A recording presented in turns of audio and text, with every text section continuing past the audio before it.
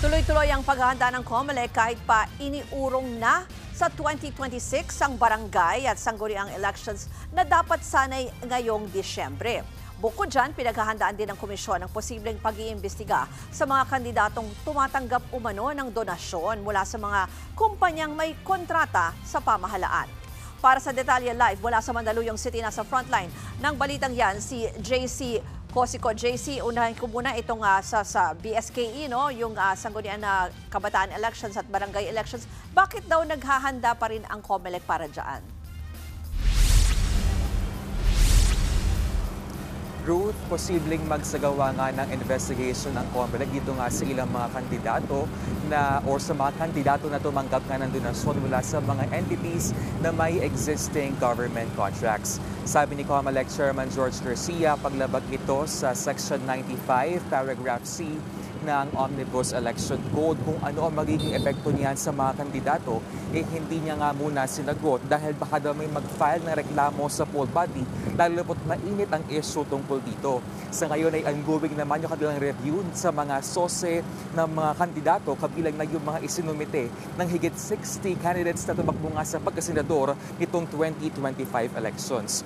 Ongoing din sa ngayon, Ruth, ang paghahanda ng poll body kahit pa inurong na sa November 2026 ang barangay at SK elections. Si Eddie Garcia ay kanila pa rin hihintayin kung may magka-question nga sa SC kaugnay nga nitong legality ng BSKE postponement. Pero sakaling hindi ito ipahinto ng korte at talagang next year na itong BSKE, sabi ni Garcia, they will need an additional 4 billion pesos dahil po yan sa mas maraming botante. Magkakaroon kasi ulit ng voter registration from October to July 2026. Narito po ang pahayag ni COMELEC Chairman George Garcia.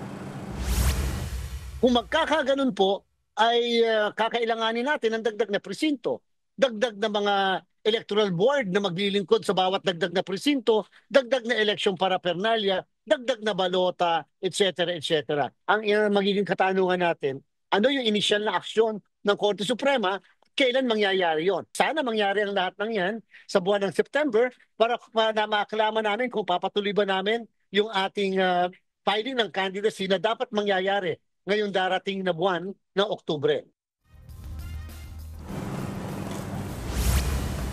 Ruth, kung magkakataon nga yung first Monday ng November 2026 ay November 2, which is All Souls Day. Sabi ng COMELEC ay tuloy pa rin daw yung eleksyon on that date pero hindi pa nga nila masabi kung ano yung magiging epekto niyan sa voter turnout dahil nga karamihan naman dyan ay nag-uwian yung mga botante dahil nga sa mga panahon na yan. Ruth?